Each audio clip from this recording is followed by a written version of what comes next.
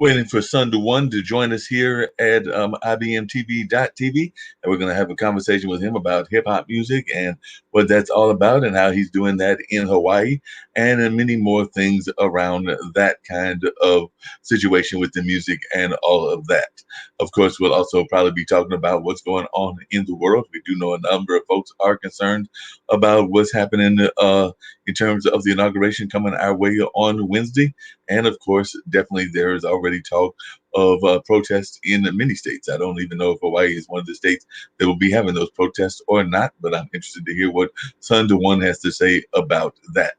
And then, of course, there are a number of other things that folks are concerned about, just basically like day-to-day survival and all of that as we're trying to figure out how to survive with our economy and with everything that is going on in the world in that regard. So definitely should be some fascinating conversations coming your way very shortly. Like I said, I am waiting for Sunday One to be joining us in a little bit. I will be giving you a taste of his music. As a matter of fact, I think that I'll give you a little taste of what he's all about shortly, but I'll also want you to know about some of the programs that exist right here on IBM TV as well. So IBMTV.tv.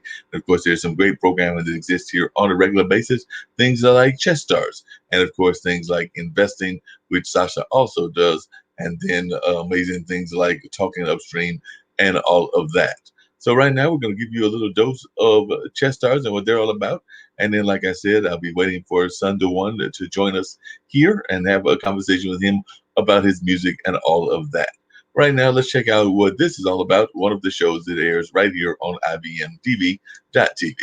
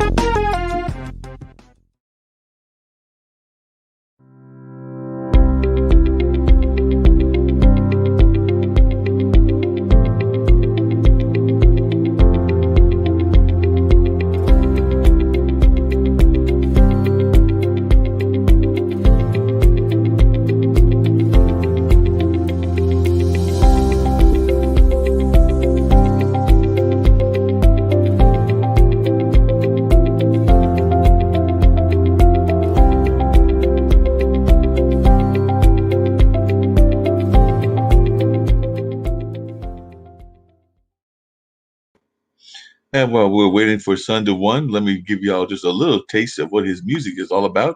So we're gonna put on one of his clips and everything, and let y'all hear a little bit of what his music sounds like. And I think that you'll be quite impressed with some of the sounds that he has put together and all of that. So We're gonna give you a little dose of his music as we're gonna hear a one of his songs. As a matter of fact, we may get another one on as well. But let's just check out a little bit of his music right now.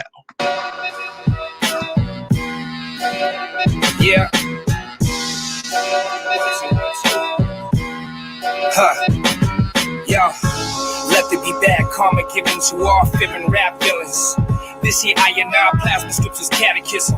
Deprogramming ill vision, pill popping ism, schism, intuition, past the thism. Frontin' like you King Tut, conniving sluts, plus peddling children, petty crap fiction. Shit, who you been with?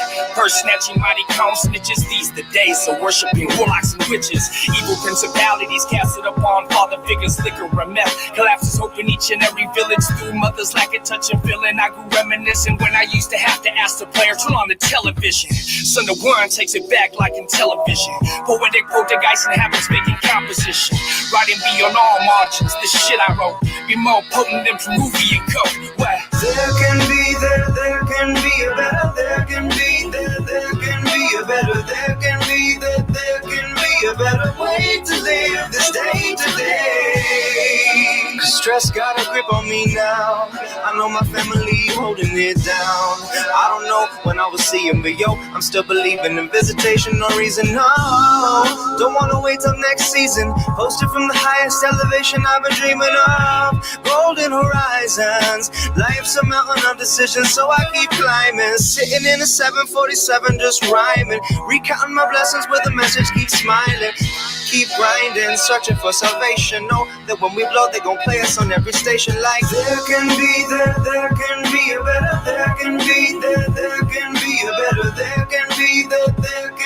a better way to live this day today. Yo, J. Edgar Hoover, smash star movements, lock up the prophets, microchip the clueless, unsuitable, food for thought, congruent, viruses, sex, drugs, rock and roll violence, genocidal holocaust, and the sea silence, FEMA camps under construction like beehives, cross-pollinate, vaccinate, mind state, think twice, you lifeless, feeling untouchable on the lifeless, Bilderberg plot underground, fiber optics, power looks for weakness, Sunder one, lyrical eclipse, deprogramming your pompous, mindless, mindless, photosynthesis rhymes, hate-matic paragraphs, prevail through dogmatic arts and crafts, children out the darkness, blast first, ask questions last, those leaders who speak of peace know nothing of the past, don't want to change the world, just want to be left alone to seek universal oneness, divine intervention. Divine intervention. Ooh. Remember, there can be a better, there can be a better, there can be a better, there can be a better way to live this day today.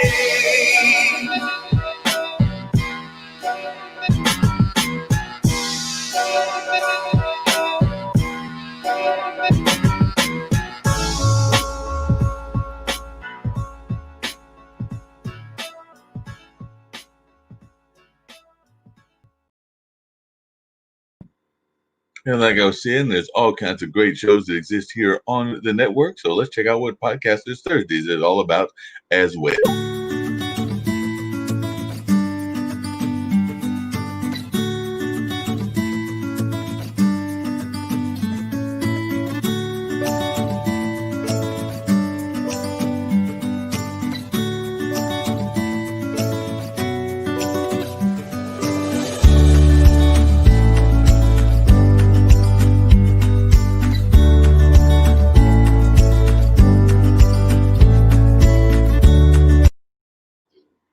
All right. Well, I see that Sunder One has finally joined us and everything. So glad that we've got that going on. How's everything going? I was actually playing one of your tracks earlier that Eris had sent me and all of that. So I didn't even know there was a hip hop scene in Hawaii and all of that. So glad to know that you're able to join us and all of that, and would love to learn more about your music and what you've got going on in your world. So like I said, I'm glad you were able to join us today. I know that you weren't able to join us during the regular scheduled time of the show. So Eris had asked me whether we could do a pre-recorded thing, and I was definitely glad to accommodate y'all in that respect and everything. So just wanted to say hello and say hello to you, and hope that you're doing well and that your family's doing well as well. Absolutely, Mark. Thank you for having me. Happy Sunday. Yes. Thank you for providing this platform. Thank you for your time and energy and everything you do for the community and all the artists that you have on here, the intellects. It's an honor, and I really appreciate you. Thank you very much. Aloha, coming from the island of Kauai.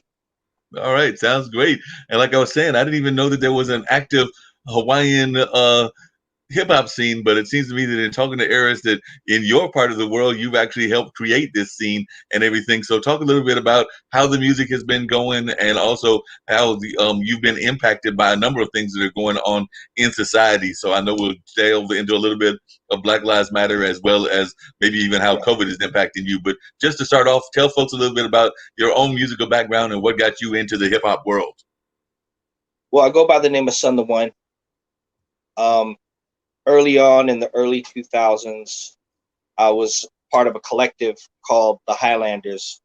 And the Highlanders was a live band consisting of drums, keyboardists, guitar, bass, and 4 MCs. And you can compare it to Sly and the Family Stone meets Rage Against the Machine meets Black Eyed Peas. So it was a live original hip hop that we did. Early on, I was a part of putting on functions as far as open mics, as well as being a part of the spoken word community too, as well. And we just opened a lot of avenues for those who were interested in that type of media, and just allowed people to express themselves in an alternative way, other than reggae, because reggae in the islands is pretty much the predominant music that comes out of here. And you're mentioning that you never knew that a hip hop scene existed out here, but there was all types of different musics on. There's 8 different islands on in the state of Hawaii. Right. So early on, you could get taste of folk music to country type of music to funk music in the early 70s and the 60s. So it's well vast, and there's a lot of different demographics in the state of Hawaii that people don't know, and I think it's still trying to make its voice into the mainstream and just in media in general. Gotcha. What were some of the things that got you into the spoken word community? I've actually got some good friends here in North Carolina that are part of our local spoken word community, and they actually do a lot of the national and international competition. So what was it that actually got you into spoken word and led you into that whole spoken word community? I seen a movie with Saul Williams. Okay. And my memory is, I'm not really good with the names of movies. It was a slam movie though, and I seen him speak, and it moved me. And I was a hip hop head, so I never seen anything like it. And somebody expressing themselves that way, it blew my brains to bits when I seen somebody perform, or that particular artist, Saul Williams, perform spoken word. And from then on, I just decided to try to get my own style from it and try to write in that format. And it really blew me away. So from there, I just started writing on my own, and I started entering poetry competitions, and I got into one of the finalists as a national poetry in a national poetry competition, which Hawaii is one of the biggest platforms for spoken word poetry. Shouts out to Kealoha.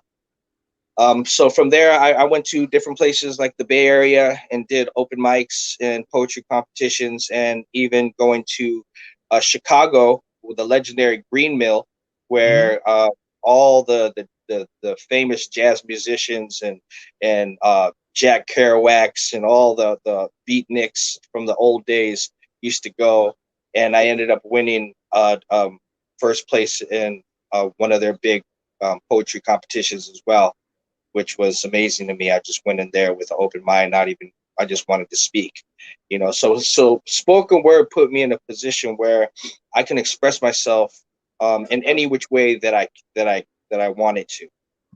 It allowed me to say things that I would normally not even say in a conversation.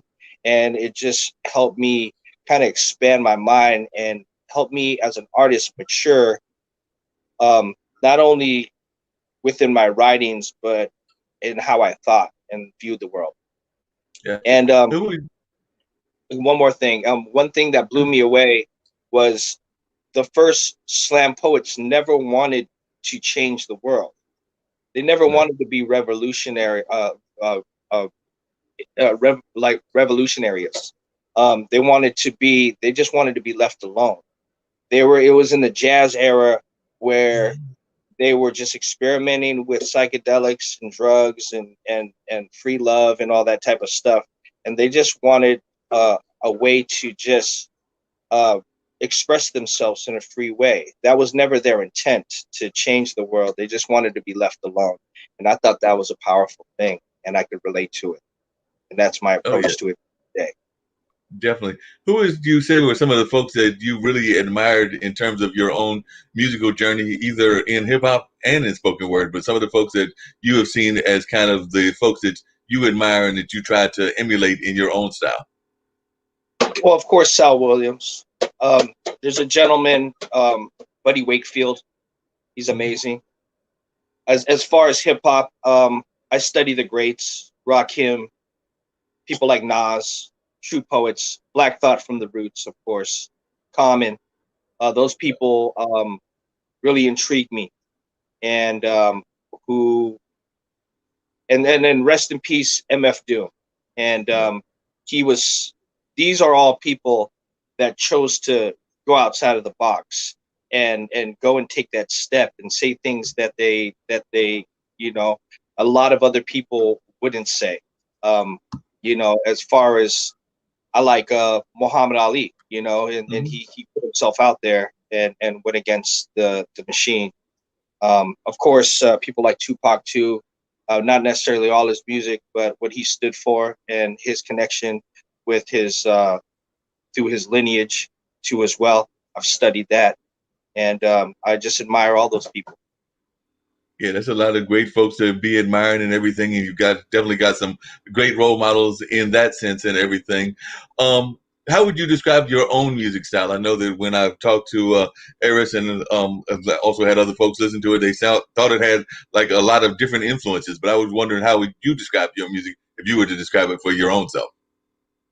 Well, it's unorthodox. It's uncut. It stands alone. As far as I try to touch on a lot of my history, where I come from, I due to my upbringing too as well. I touch on a lot of political things, just my views on facing racial discrimination to forms of abuse, to overcoming and persevering through different obstacles, whether it's socially or it had to do with my family or just things that I've seen. And you know, I try to set myself apart when it comes to my literature. They say the best writers are the ones that are the most truthful. So I try to follow that template. And you know, the funniest comedians are the ones that you can relate to. So I try to do the same thing. You know, Yeah, that makes a lot of sense. be Yeah, that makes a lot of sense. You got to have that true nature to what you're all about and everything along that line. One of the things that you had talked about was the political nature of some of your songs, and we've definitely been going through some tumultuous political times. So I was just wondering what your thoughts were as we're trying to change the administrations, and what your thoughts were about the last 4 years under that person that's currently leaving 1600, if he hasn't already left, since there's reports that he may not even be over there anymore. I think as a whole, we really got to be keen on where we're getting our information from, because there's so much information out in the world right now that you don't know what's false or true. And I think it's just really important to have that understanding. And I wish everybody just took it to the basics and just followed the money. You know what I mean? If we follow the money, then we'll have a true understanding of what's really going on and who really controls what. And we could be more attentive on where we put our money and who we support. And I was having this conversation the other day, and I think as elders and even as a whole, that we have to be very aware of who we're letting in these days. I think this is a prime example of like, if we like it or not, we all let this happen, you know. So we shouldn't be surprised what's going on, you know. And we really have to, at the end of the day, and I think through this COVID, is we really got to realize what the heck is important to us at the end of the day, you know. And I think we're all realizing that. And so I think people are waking up and getting keen to what's happening here, you know. So it's this has been going on forever. It's just under and I'm talking about what's going on is with the social injustice, is with just the corruption in politics. I think it's only going under a microscope now, and it's a great thing.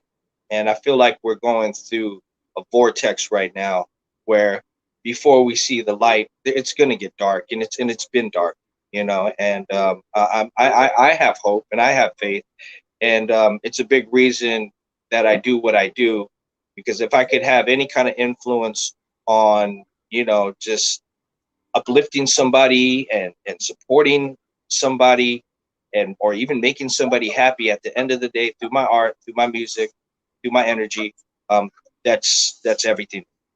And before the fame, before the money, before any of that, I just want to put in good, positive energy into the world. You know, sometimes my music's harsh because this world's harsh. You know, sometimes I use language that I'd rather not use, but sometimes that's, you know, it's a way to express myself, and it's a way for me to vent too as well. I don't really like to go too deep into the goings on of my political views, but I think it's just important to know that I feel that it's just important to lift each other up, cross promote each other, and we start at the community base, and that's an important thing. And I think that's why I relocated back to Hawaii, because we have that sense of community here, and that's an important thing. And I think it just starts from the core of your community, and then we could change the world. Yeah, that makes a lot of sense. We definitely have to start on that local level, like you said, and then try to change the world from the local side out. I know that a lot of folks, there's heightened attention on DC. There's definitely cross points and things of that nature. There's even talk of things here in North Carolina and other places around the country. I've heard all 50 states are on alert and everything, but are y'all getting that sense in Hawaii? Because Hawaii and Alaska are the furthest points of the country and everything, or is there things more mild in the sense of like being on alert as we're making this change in the administration? Absolutely. It's you have signs of this everywhere though. So before the elections, there's heavy Trump supporters here as well. And I'm riding through town and I see a Confederate flag waving out here. And I'm with my daughter and I'm like, how do I explain this to her? You know, it's blatant. And they came out of the woodworks, brother. You know what I mean? And it's blatant now, you know, and it's there is no hiding, and it's been in our face. We knew about it. And it's a very scary thing, social media. It's a very scary thing on how easily people are swayed. But at the end of the day, there has to be a breakthrough of communication. It's there's so many things to touch on about it, you know. Right. And we're living in a movie. I trip out all the time seeing it on the news and whatnot. But it doesn't surprise. It doesn't surprise me. Right. It does seem like we're living in a movie and everything of that nature. You said that you had moved back to Hawaii, and you've, of course, been in other parts of the country as well. What is it about Hawaii that draws you back home, and what is it that you think many people don't know about Hawaii? Like a lot of folks, when they think of Hawaii, they think of definitely the ocean. They think of definitely some of the things like the Samoans and some of the cultures that exist there, but they oftentimes don't think of everything else that Hawaii has to offer. So share a little bit about what it is about your home state that you really love. You know thy neighbor. It's an important thing. Knowing thy neighbor. Going to the store and running into somebody and say, hey, how you doing? How's everything? How's your mom? How's your dad? Everybody good? You know, you okay? I miss that. I miss that growing up in the Bay Area. And I think, you know, I think that's anybody that's from, anybody that's from a small town can relate to that. So it's just knowing that you have that sense of community, that whole mindset of it takes a village to raise a child. I miss that, you know. I miss that when I was living in California. California was just, you know, it didn't feel that the energy wasn't right, you know, and I kind of felt this kind of boiling pressure out there especially when I went into the cities. So I just miss the fact of that family oriented place. It brought me back here. I came here when I was in my early teens, and this place saved my life. And it's a beautiful place. There's beautiful energy. There's a lot of stigma that goes to it, meaning that people say that they're angry here, or they have just a lot of hate for tourism and stuff like that, or white people. But you got to remember that I'm coming from a place of that got taken away, like their rights and their the way of living and their culture has got stripped away, literally. So you're dealing with people, indigenous people, that are angry when you're coming. I mean, I'm talking about like the kids or even young adults. They're angry for a reason, and they don't even know why they're angry. But the truth is you're dealing with people that had something taken away from them. You're dealing with the people that there's a lot of rich people that come out here and they buy a property and it raises the property tax, so that causes gentrification. And within that, it's very expensive to live too as well. And these are people that had generations of families here, and to this day they're struggling to live.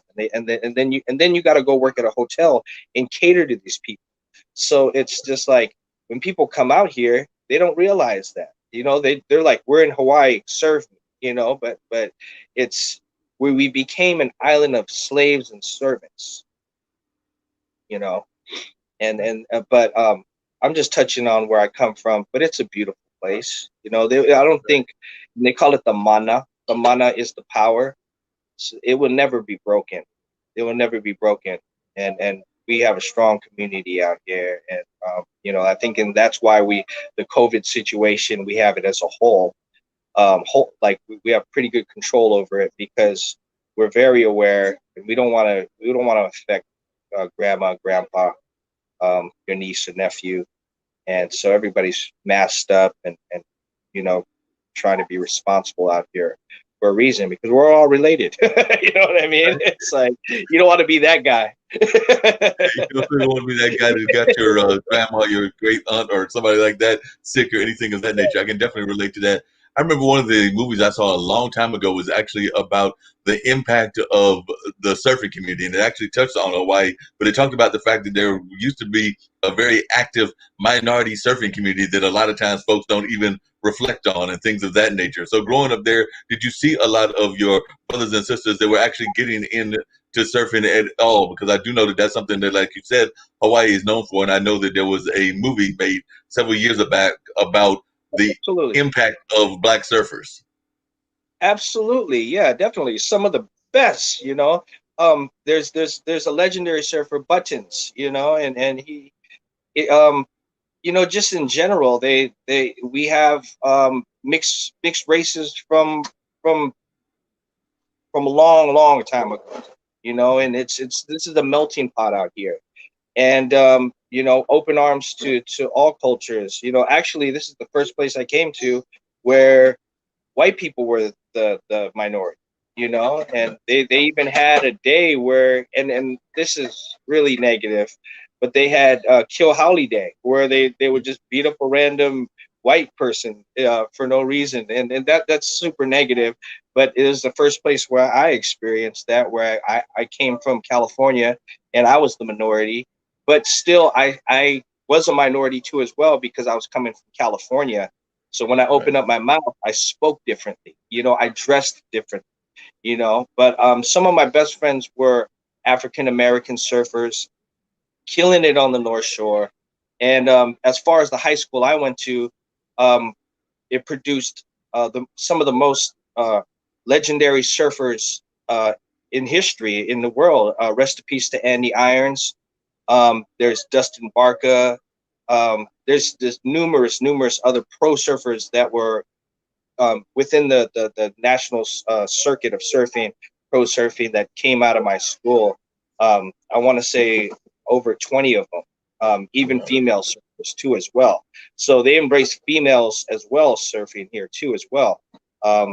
Bethany Hamilton is the surfer that unfortunately got her arm bit off, and won many world championships after that. She came back from her arm being bit off by a shark, and then became a phenomenon after that. Taught herself how to surf, and is just a legend, And I love all my surfer friends in the community. Definitely. Yes. It sounds like a real good surfing community there and everything. You had actually mentioned a couple times about your high school and going to high school and how you were having some troubles at that time and everything. Can you share with a little bit with our audience about what that was like and how the school and the music helped save you from whatever troubles you might have been getting into? One more time, brother. Can you come again?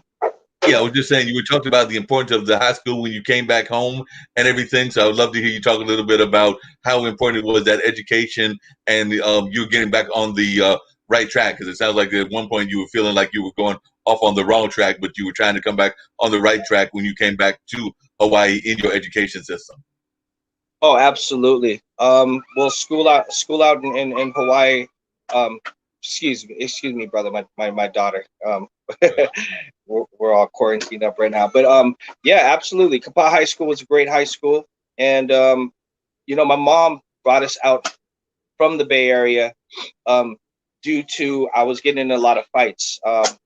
We moved from San Leandro, which bordered Oakland, and I got in a lot of fights over there. I would just get jumped walking home from school, and I deal with a lot of racial discrimination when we moved to Castro Valley, which was a predominantly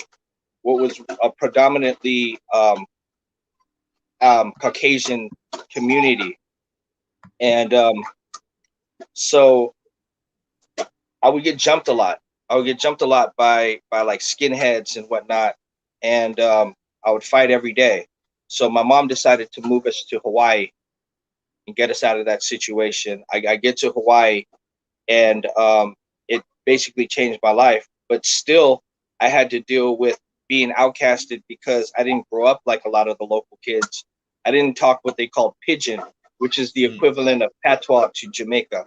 It's a broken English. So I spoke very good English. I had a twang because I grew up in the Bay Area too.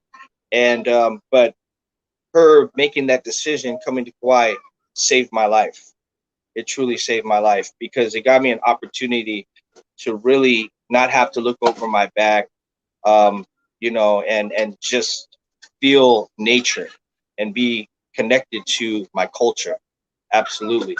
And that's an important thing for any child. I was super fortunate to have that understanding and get connected to where I came from and find out the history of where my people came from, and really experience the essence of the beauty here, why people live here, Yeah, that makes a lot of sense. And I know that one of the things you started doing is you've always been working for a number of years with juvenile youth and trying to get them out of the jail system, as well as educate them about hip hop and everything along those lines. So I'd love to hear you talk a little bit about your work with the youth and what you're trying to do in those regards as well. Because I know that definitely you've done some work in that field.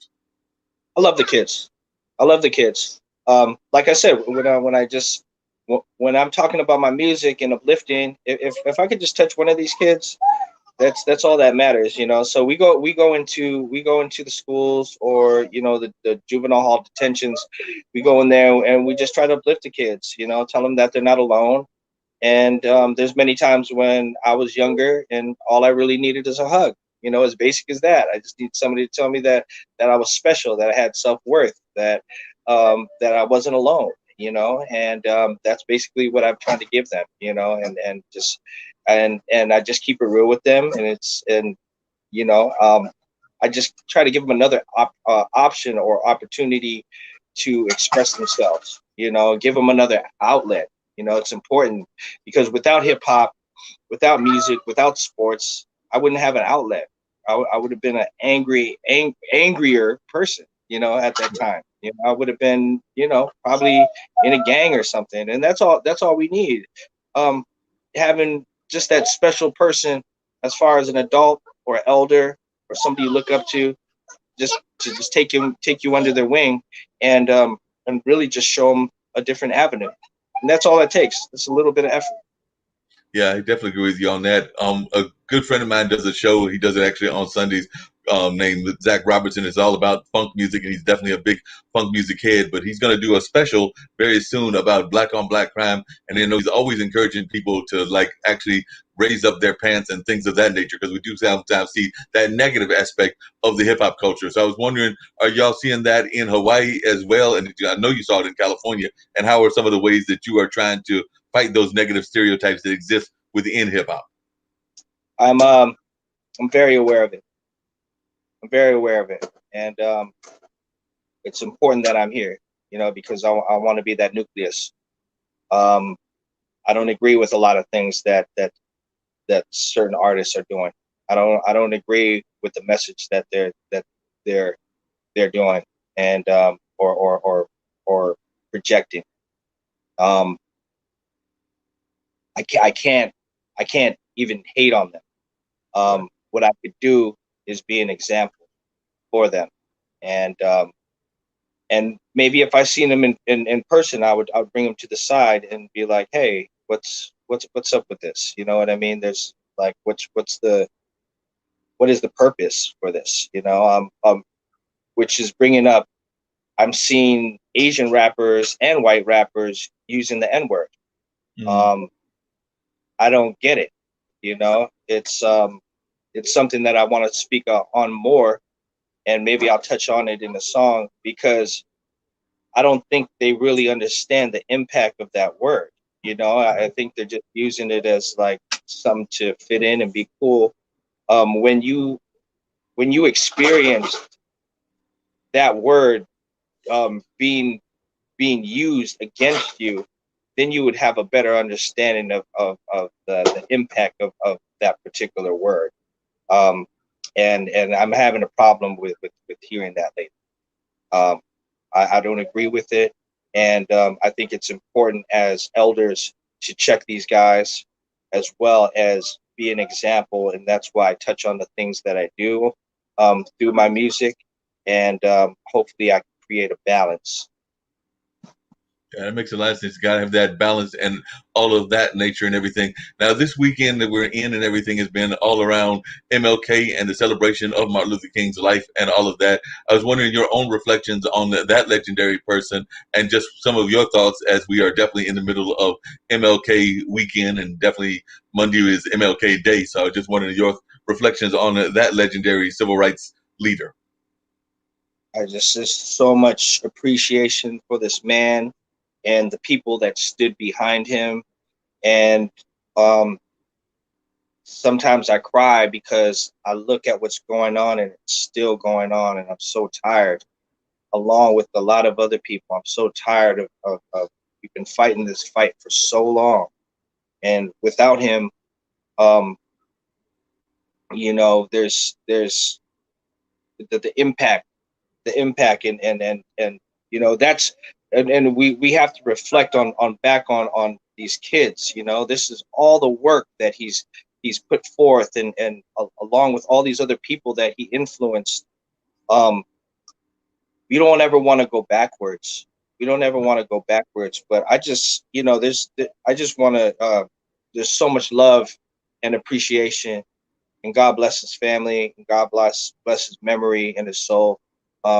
It's just have the utmost respect for all the forefathers and people that paved the way for equal rights and equality and it's been a long fight. And I look back at all those old videos and stuff, and I'm like, wow, it's so identical what's going on now. And it's just like I just my heart it hurts, man, because it's like how long we got to keep fighting, you know, how long we got to keep fighting. But I think as a whole, we could do this together, you know. And having a child now, it makes me realize that more than ever, you know. Oh yeah. Definitely having that child. Like I said, I don't have any. I've got 2 nephews, but I do know the importance of the children and the legacy that we're trying to leave them. And I agree with you that Dr. King was putting up some issues that we're still fighting. Some, I Have a Dream speech was in 1963, so we're talking almost 58 years ago, and a lot of those things that he was talking about are still relevant to today, and we should be a lot further along than we actually are. So I would agree with you on that we need to be much further along than we actually are in terms of where he would like us to be in the fight and the struggle. And definitely, I think we should be much further along, and I agree with you on that wholeheartedly. One of the other things I was just curious about. Go ahead. Oh, he was such a prolific speaker, a prolific being. His presence, you know, he held himself as a king. And I wish, who'd have known if Malcolm X and him, you know, they were on that point, you know, they're on that point to come together. And it's just saddening, you know what I mean? Who'd have known what would have happened, you know? Who'd have known? Oh, yeah. You know? Because they were trying to come together, you know. Yeah, I agree. We're definitely trying to come together. Speaking of coming together, one of the things that I've seen, and you talked about the Asian music community, but there has been a rise in Asian music as well, not just in hip hop, but I've also got a friend that lives nearby here that's very much into the K-pop scene. And I was just wondering your thoughts about Asian hip hop and Asian pop music and all of that, because it does seem to be on the rise these days. So I was wondering your thoughts about that community as well. I don't understand it, bro. I don't understand it. I'm sorry. Like, I don't want to be a hater. My favorite group is Earth, Wind, and Fire. You know, I grew up on just really good music when it comes to like the Motown, to like Stevie Wonder. So it's just like I enjoy vocalists. And I enjoy, I was listening to jazz this morning, so I try to understand it. I don't have much to say about it. It blows my mind when I watch it, because how many people are into it, and it just came out of nowhere, and I'm flabbergasted at it, man. I don't know what to say about it. It's just like, wow. Wow. I agree. It did seem to come out of nowhere, and it caught me off guard as well. Who would you say are some of the jazz folks that you really admire? Because I know I'm a big fan of jazz and blues, a fan of Buddy Guy, John Coltrane, Miles Davis, Thelonious Monk, B.B. King, a number of other ones. But who are some of the jazz legends that you remember listening to? Maybe your mom or your parents got you into them, but who are some of the jazz folks that are your go-tos? Well, like my favorite jazz album is the Colors of Spain. Coltrane, of course, Thelonious. And then you go into like, you know, older, like Michael Franks, you know, Michael Franks and Kenny Rankin, and you know, Ricky Lee Jones, and you know, really timeless type of stuff. I really enjoy Miles Davis though. You know, Sketches of Spain. Excuse me. Yeah. Sketches of Spain is my all time, you know, go to jazz album. You know, and it just puts me in a state of I like to write to it. You know, so you know, I think the jazz musicians were hand in hand with the beatnik poets and stuff. Though they're just exploring and you know, just trying to find different avenues of expression and breaking out of the box of the contemporary type of sound. And I try to mimic that through my music too. You know, I try to emulate like a horn at times and stuff though. So that's it has heavy influence within you know, my being and who I am as an artist. And yeah, I have the utmost respect and love. My Oh yeah. grandfather really got me into it, and not only was he a martial artist, but he was a professional jazz guitarist too as well. Oh wow. Were there Yes. other So family members that were into jazz or into music as well, or is this something that is part of your heritage in the sense of being other folks in your family that were musically inclined, or were you the first and absolutely, main one that was musically inclined? absolutely. I come from a long line of entertainers. So my dad was a funk drummer. He was one of the top funk drummers in the state of Hawaii, and he was part of a funk band called Fantasy in the '70s. They toured all over the Philippines and the United States. And then my grandfather too as well was into to the jazz and was on records too as well. And then I have family that were dancers and martial artists and athletes and stuff that I'm not going to drop their names, but high up in the rankings of their professions. And so I was around it my whole life. You know, it was definitely um, had an influence on Gotcha.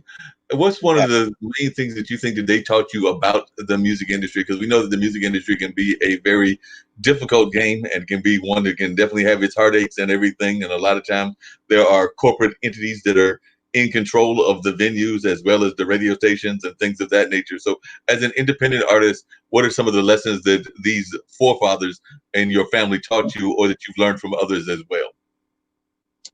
Absolutely. Just hold on your craft. Do art for you. Do art for you.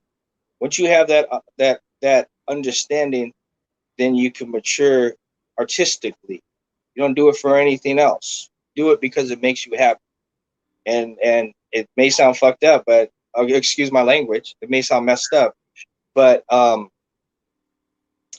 but you do it for yourself, and it doesn't matter if anybody likes it. You do it for yourself, and maybe, and if anybody doesn't even understand it, if you touch that one person that doesn't understand it, then you did your job. And that's what I try to hold in my heart and soul when it comes to this music, and it comes to my art, is that you do it because it makes you happy at the end of the day. And once you could really grasp that understanding, then you can mature as an artist, you know. And Yeah, that's what I try to take, as basic as possible with that. yeah, that makes a lot of sense.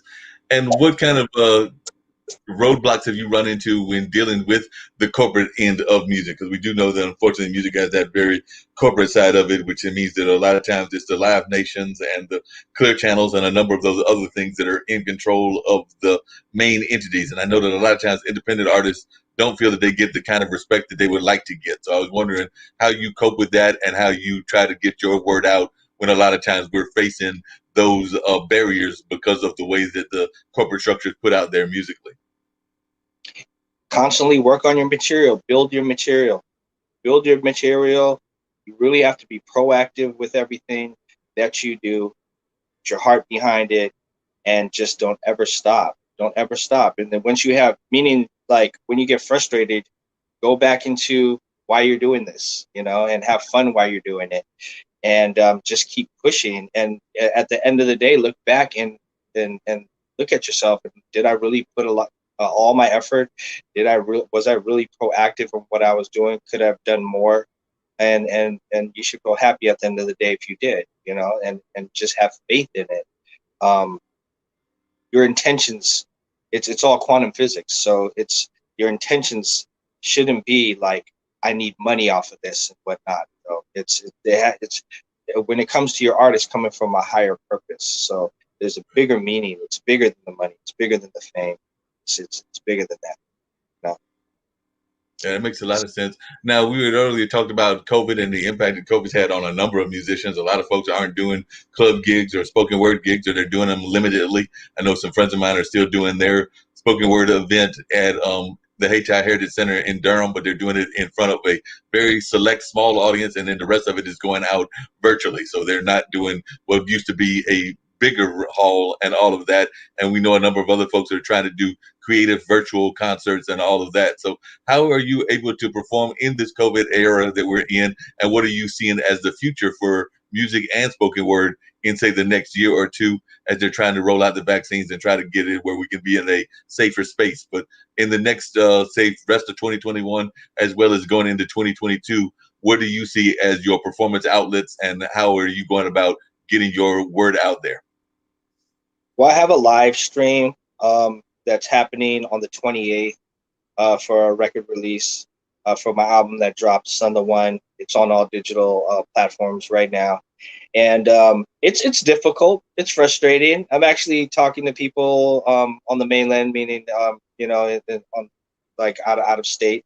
And everything's on hold right now. The people want to play like more than ever.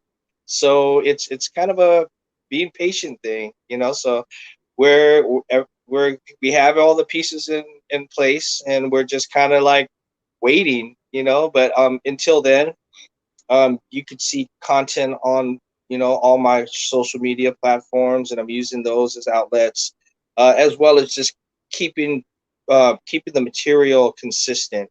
And so I'm trying to drop music every other week and put out videos or blogs and whatnot. So I think I'm getting my creative juices fulfilled in that way.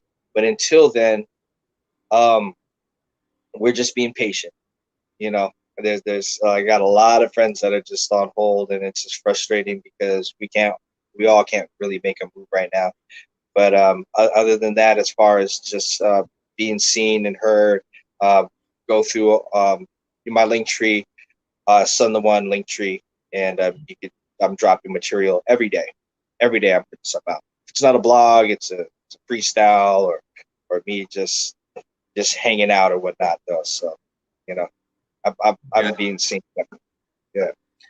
Now, I know that you and Eris have the daughter and everything. So what is your thought about them getting into the entertainment field as well? So is that something that you're going to encourage them in as they get older, or is that something that y'all are going to try to keep them away from?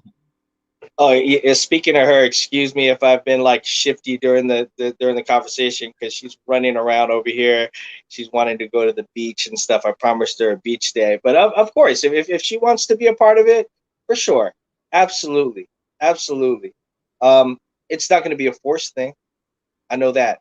It's not going to be a forced thing. If she's interested and she wants to dabble in it, then I could help her, and then I'll be there when she needs me, But other than that, you're not going to get any kind of show dad stuff out of me, So I'll encourage her on whatever she wants to do. Gotcha. And one of the other things I understand is that, and I think Eris may have shared this with me and everything, is that you are also very proud of some of your cooking skills and some of your skills within kind of your own culture and things of that nature. So I'd love you to share a little bit about that as well, because I think that y'all might have had some kind of like meal yesterday or some other day recently where you were kind of sharing some of those Hawaiian treats that are out there and everything. Oh, absolutely. I love cooking. It's a therapy for me, and that's when I play a lot of jazz, is when I'm cooking. So I love all types of food. Probably my favorite thing to watch is the Food Channel. So I just it's fun to me. It's something I would never really want to do as a profession, but I just like trying new things out, and it's cool, and it's like a therapy. I'm at peace. Nobody's bothering me. And I'm making people happy, So it's kind of like music too, you know what I mean? So it's just like I just like making people happy, at the end of the day. So yeah, definitely cooking. I'd love to cook for you one day, So absolutely, yeah, definitely. So it's just my stepfather went to culinary school, so he really got me into the culinary aspect at a young age. Really wanted to make a point, and I'll do this with my daughter. I want her to know the difference between good food and junk food, and being able to hold herself in a fancy restaurant without being intimidated. You know what I mean? It's important things to know. Know and taste the difference of different food and appreciate different. So it's all experience. It's another form of art. you know. So it's like it's a fun thing for me, you know. I'm definitely a foodie. Oh yeah, cooking is definitely a very popular thing. I know that throughout the country, and I think even in Hawaii, a number of Yeah. these food trucks became very popular, and they seem to be all over the place. And I know that they're Yes. very popular in California. They're definitely popular here in North Carolina and New York and a number of other places. Absolutely. So I cook a lot of like Filipino food, Hawaiian food, which is like adobo, and you know, to you know, show you chickens, and you know, it's funny because Hawaii has a lot of starch, so there's a lot of potato salad too as well, and everything's served with rice, or there's mac salad. Like Hawaii is the only place where you'll have like three different starches on one plate. So you have mac salad, rice, potato salad, noodles. You're just like, whoa, like carb overload, you know. So you know, we got a lot of gravy here. So there's like, you know, it's brown gravy on everything, you know. So you have so many different ethnicities here. It's just a melting pot of different foods. So you'll go to a potluck and you'll have Chinese, Filipino, Hawaiian, you know, Japanese, Korean, Mexican, you know. I'm starting to see some Creole food even pop up, and you know, Puerto Rican food pop up out here, because that's what the plantations consisted of, was Japanese, Chinese, Filipino, um, Portuguese, Spanish, and Chinese, and that's how we had the what we call today Pidgin English. Is they Right. came up with dialect to communicate, sort of like Creole people. So we have Mhm. our own dialect here. It's called Pidgin English, which is actually just became a language. Uh, Oh, wow. uh, yeah, absolutely. It's there's that patois that goes on out here, which we call Pidgin out. And then so it's just been a melting pot of cultures. Food came together, and there's really good food out here for sure, Right. and How are, everybody how likes. are how are the Native cultures treated out in Hawaii? Because I know that there's an active Native American community or Native to Hawaii community as well, and I know that I've even got some Native American blood in my own uh, bloodline and everything. But I was just wondering, how is the Native culture treated? Because I know a lot of times, whether it's Hawaii, whether it's Australia, whether it's the North America, a lot of times those communities are not paid as much attention to. So I was just wondering, what is your views as to how the Native population is treated? We are very kindred with the Indians, Native American people. We're very kindred. I could identify together. Those are our brothers. We stand with them, um, and got each other's back for sure, because we're all coming from the same place of that we had something stripped away from us, and just not being recognized, you know, to this day, and still being taken advantage of to this day. So absolutely, those are our kindred brothers, um, whether it's in Alaska, or you know, North America, or throughout all of California. Um, you know, we stand tall and proud with our Native American brothers and all indigenous cultures, you know, for sure. Yeah, a lot of those indigenous cultures were definitely impacted by colonialism and by slavery throughout the world. And I think we're even seeing some of those impacts even in the 21st century. It's a shame that it's even going on now and things of that nature. And a number of folks are just now getting recognition in terms of their own cultures and things along that line. So we're seeing even some tribes that are just now starting to get federal recognition. Yes, and shout outs to John Trudell. Uh, he's a big influence for me too as well. Yeah, Um, definitely got some great influences. Like I said, I'm a big fan of the late Russell Means, who was part of AIM, which is the American Indian Movement and things of that nature. So definitely there have been absolutely. some great influences out there. He was definitely a contemporary of somebody that we had talked about earlier, which was Malcolm X, and definitely a contemporary of Martin Luther King as well. So definitely a great contemporary in that sense.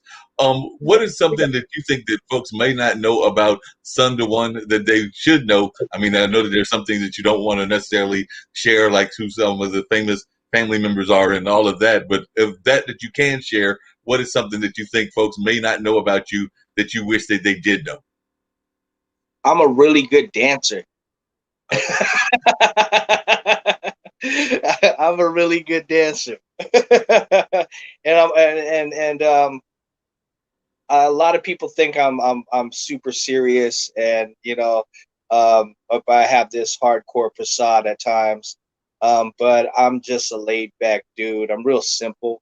I like simple things as far as just like nature and whatnot. So I think it's a big reason why I went back to Hawaii, and I'm a lot more chill than people think that I put myself up to be at times, because it's hip hop. I'm in a hip hop world. It's and then I've been around a lot of street people too as well. But I'm really mellow. So at the end of the day, a lot of people trip out on me because they're like, "Wow, I thought you were a lot different." But I'm really just a laid back dude. I like to clown around, and I'm a family man, basically. Definitely, and that family man aspect is very important in all of that, and I know that that's important to both you and your queen, as well as the young one and all of that. So definitely, if you could share with our listeners the importance of a family to you, and the importance of the young family that you have, as well as you've kind of alluded to it, the importance of family as part of your heritage. So I'd love to hear you share a little bit about your thoughts about the importance of family. Family is each one teach one. The importance of family, it just shows you to have patience, to have understanding, to take that time, and that once that time happens for an individual, you realize that it's more than ever is that it's not all about you anymore, and certain things become less important. Um, and to preserve that legacy, it takes you as an individual, whether you're the mother or the father, to step up and be that example, not only for your other half, but for your child in general, and for them to carry on that type of legacy. And if you came from a kind of background that I came from, you really want to break the chain of that. I grew up, my father was in jail. Um, I seen him deal with drug abuse. He really wasn't there for me growing up. And I've always been one of those kids that never really wanted to feel sorry for themselves. I just wanted to break the chain. And through me being able to break the chain, I could do it through my child. I could do it through my relationship. I could do it through how I conduct myself as a human being. Um, and it saved my life. One of the best things that happened. Yeah, Is definitely. That's a great attitude you got towards the whole family and everything. One of our other shows that we air here on IBMTV.tv is a show called Weed Wednesday, and the gentleman Jeff Eachin is oftentimes talking about trying to get a lot of our folks out of jail for nonviolent offenses, and he's actually done a great job of that. And I know that you were involved in that field for a while and everything, meaning the cannabis field. And we definitely are seeing more and more people having an understanding that we need to have more states legalizing, and I think that we've got like a record number of states that did that this past election. So I'd love to hear your thoughts about the direction that we're going in the sense of cannabis laws. I really think it's important for us to educate each other about the properties of what cannabis does and also CBD does. But this is the thing, we're fighting against these high-powered pharmaceutical companies that they know the understanding of what the power it has, and they don't want that to happen. They want people strung out on pharmaceuticals, and it's like fighting the the one of the most powerful corporations in the world, and they're taking heave of the benefits of cannabis, and now they're trying to jump on that, and it's a frustrating thing. um, I could go so deep I lived in Humboldt for quite a bit of years, and it's just in the area alone I lived in was generated and Southern Humble $1.4 billion in a summer through the cultivation.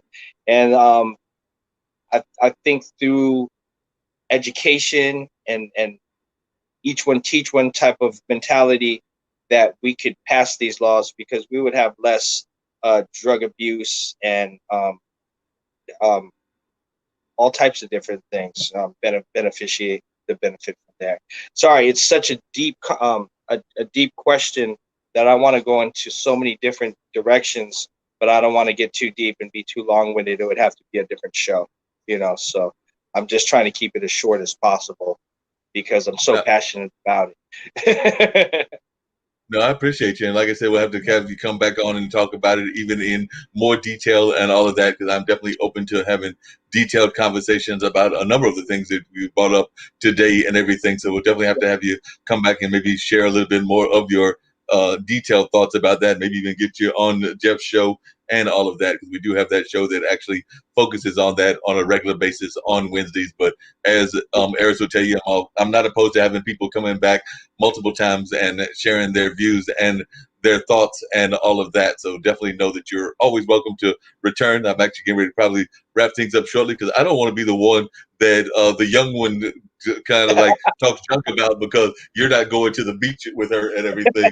So I'm gonna like do my part to wrap things up very shortly and everything in terms of this conversation. But I did want to bring up, and it'll be just kind of like that wave kind of thing that folks will see in the background, but I do want to bring up one of your tracks. I played one as y'all were trying to get on earlier and everything, but I want to hear a little bit about Garden Island Riders, and if you can tell folks just a little bit about what that's all about, and then I'll maybe we'll put on the track that I played on earlier as well. And always at the end, I try to give folks an opportunity to share their words of wisdom, their final thoughts, and all of that. But tell us a little bit about Garden Island Riders before I put on the track and let folks hear it and everything.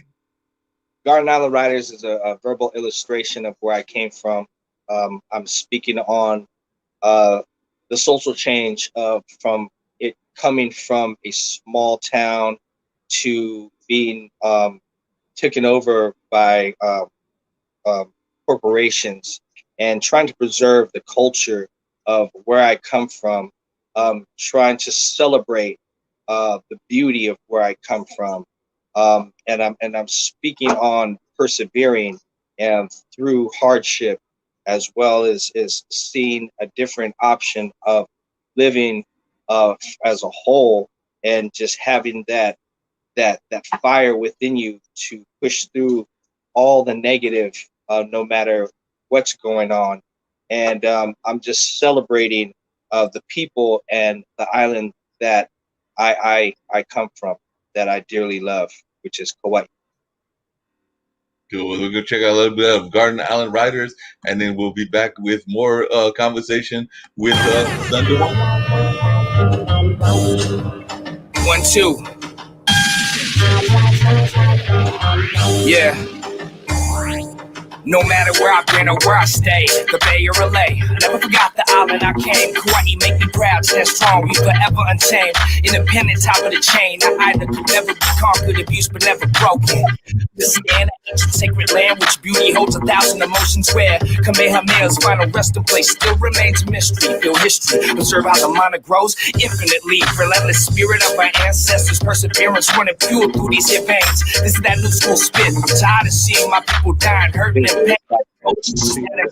Wrath, the matter daily erupting to each page, each phrase, waking wisdom strike like double-edged blade vision, severing the mindset of a modern-day slave. This ain't living, but fit not these days. Eternal fighters, freedom riders, mind and lighters. If you feel what I'm saying, put up your lighters. Eternal fighters, freedom riders, mind and lighters. If you feel what I'm saying, put up your lighters. Eternal fighters, freedom riders, mind and lighters. If you feel what I'm saying, put up your lighters. Eternal fighters, freedom riders, mind and lighters. If you feel what I'm saying, put up your lighters. But now we ain't fake, this now you can never break. I'm blind towards your hate, we shine cause we great. But now we ain't fake, this now you can never break. I'm blind towards your hate, we shine cause we great. Take a stroll through an old immigrant soul, making below minimum wage. 96 degrees, thirsting for shade. 360 degrees of understanding self. The only thing constant is change. Therefore I train mentally, similar to BJ Penn, anticipating defeat and decay. Somehow my people still pen up with rage. Still mind that grows within the community every day. You know what they say, if you learn to surf Kalia, you can't charge anyway. Because of that, I'm prepared for whatever obstacle comes in my way. What other island-handed people risking their life to keep the super ferry away? Calm man, lead us astray. It's all political, fuck what they say, Miss Lingle. You ain't heard, we've been fighting birds. And I ain't talking nay, I'm talking about to pay mortgages. Eternal fighters, freedom riders, minor lighters. If you feel what I'm saying, put up your lighters. Eternal fighters, freedom riders, minor lighters. If you feel what I'm saying, put up your lighters. Eternal fighters, freedom riders, minor lighters. If you feel what I'm saying, put up your lighters. Eternal fighters, freedom riders, minor lighters. If you feel what I'm saying, put up your lighters. But now we ain't fake, my style you can never break. I'm blind towards your hate, we shine cause we great. But now we ain't fake, my style you can never break. I'm blind towards your hate, we shine cause we great. Welcome to my home, the place where champions are made. Hunter, amongst the tightest today. Fix up a plate. No need to get all Hollywood with real people with real talk. Not crack rocks, blocks, and switchblades. This is more like cakeys in the endless sandbox. Embrace the innocence. Watch the smile glisten on their face. Picking OPE fishing, impeccable scenery, ocean to Malca.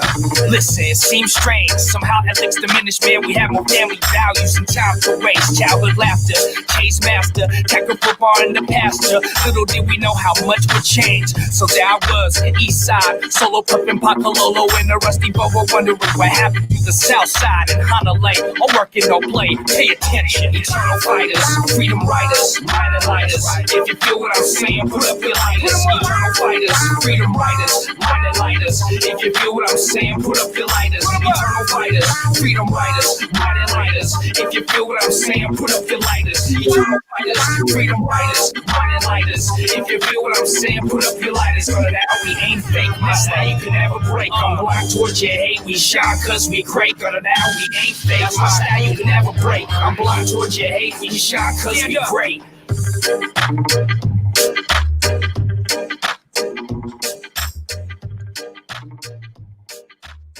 Wow. Yeah, that's some powerful music right there and everything. Definitely was sharing a little bit about your thoughts and everything about impacting of your society where you grew up and all of that. So definitely I think folks can learn a lot about you from the music that you played on that particular song and everything. So definitely some great lyrics, and I think a lot of folks will definitely wanting to know more as to where they can reach you. So where can folks find you on the World Wide Web, and where can they find this music as well as some of your other sounds if they're wanting to hear more of it? Thank you, brother. You can find me on the easiest way to go to all my links is a Linktree. You go Son the One, it's SONDAONE, Son the One, Linktree. As well as you could Google Son the One. I'm on Facebook, Son the One, Instagram, Twitter, and I think TikTok now. And so you can find my music on Spotify too as well. Just type in Son the One. I'm through on all digital platforms. And the easiest bet is just to go to my Linktree, and it links all to my social media. That sounds great. And like I said, I'm not going to hold up you too much longer because I do want your daughter to get to that beach trip that she wants to get to and everything. But that being said, I always like to give my folks that are being interviewed a chance to give their final thought and their wishes for the world. So definitely this is your opportunity to share any positive words that you'd like to share or any messages of hope that you would like to share for the entire globe, because we do have folks that are watching from as far away as Australia, South Africa, and around the world and everything along those lines. So any kind of words of encouragement that you would like to share? Well, I just want everybody to know that it's not how much time you fall, it's how fast you bounce back from the whole situation. We're going through some dark times, and I just want everybody to just keep your head light and just be the things you're thinking. And if you don't want to be those things, stop thinking them. It's a powerful thing. Like attracts like. And I appreciate everybody. I wish everybody success and love and health. And thank you, Mark, for providing this platform, and much aloha. And then we say ahui ho, where I'm from. And that's never goodbye. It's until we see again. Sounds good, and I definitely look forward to seeing you again. I'll be reaching out to Eris, and I definitely hope to get you back on again in the very near future. I love the energy that you provide and everything, so definitely I think that you got some great music that you've already put out there and some great music ahead of you as well. So I look forward to hearing even more of the great things that you'll be dropping in the very near future. Yes. All right, my brother. I really appreciate you, and God bless. And thank you, everyone. Thank you for your support. Much aloha. No problem at all. So appreciate that. And there's the young one trying to get their moment in the sun as well. So we gotta have the young one get their moment in the sun and say hello. Hello there, young one. There's the young one. The young one's like, I'm ready to go to the beach. Y'all need to stop talking. So the young one's like, I'm ready to go to the beach. Much love, guys. We'll get off to the beach and everything along those lines. And I think the young one is ready to get their attention also. Is Eris there so we can shout and holler at her as well, or she disappeared? Yeah, you want to say hi? Yeah. We're going to do shout out to everybody. Hi. Hey, we've got the king going off to the beach trip now, so we're going to let them get off to the beach and all of that. So definitely a great interview, and I look forward to seeing y'all. Y'all have a good time at the beach, and don't get too much excitement out there, but I know y'all will enjoy that fine surf and all of that. So we'll catch you later. Yep. So that was Son DeJuan, and definitely some great music that he was providing and all of that. So definitely some amazing sounds.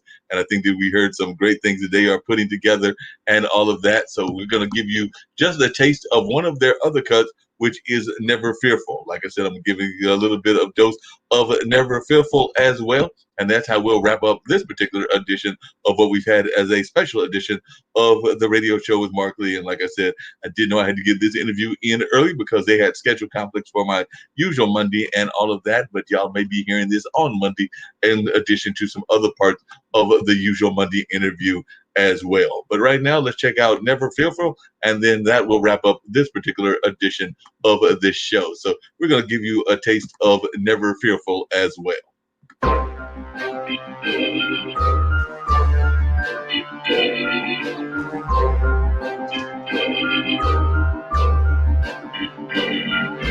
Music waves and thought patterns. Always a student. Living with that wisdom. They golden. Find lessons in the rhymes. Always a student. Living with that wisdom. Fire. Always a student. We celebrate birthdays, but never asked to be born. Debate religion, never praising the Lord. Rappers acting soldiers, but never raised a sword. Always a student, knowledge has been absorbed. It's like diagnosis, rap Ebola, scientific ground bipolar. Amnesia hits one's guns out holster. Media bulldozer, blockade, blood clot, path unfolded. Stevie always told me to stay golden. Bladed, amputated, separated, disillusioned. Head from shoulders, sun's blowing up like suicidal. Islamic soldiers, saturated techie culture. They sheep like the whiz they told you. I awaken the Quincy Jones posters. Savage haze hovers gray over the age of ochre. Appearing as Jehovah. Locusts, rats, and vultures, blatantly biting cobras. We drink top shelf, your Mad Dog 2020 throw up. We are never fearful, always persevere through. Even none of what I hear and half of what I see. Though. Music waves and thought patterns. Always a student, living with that wisdom. They golden. We are never fearful. Always persevere through. Even none of what I hear and half of what I see. Find lessons in the rhymes. Always a student. Living with that wisdom. Always a student. Legends that bless the grind. Uplift what they left behind. Envy that fire in the belly. Tell me less is fine. Find lessons in the rhymes. All I do, press rewind. Living with that wisdom through the system and the stress we climb. Still put healing in the air while your people stare. Navigate by feeling propaganda. Pump the weak we fear. Complete beast let off the leash this year. Wild ways. Chains broken, open lanes and keep them clear. Music waves and thought patterns circle my sphere like Saturn. Individuals shattered, divisible and scattered. Abnormal way of life, formal and polite, but never raise your voice for the family or the fight. Geronimo devotion, heart on the land is stolen.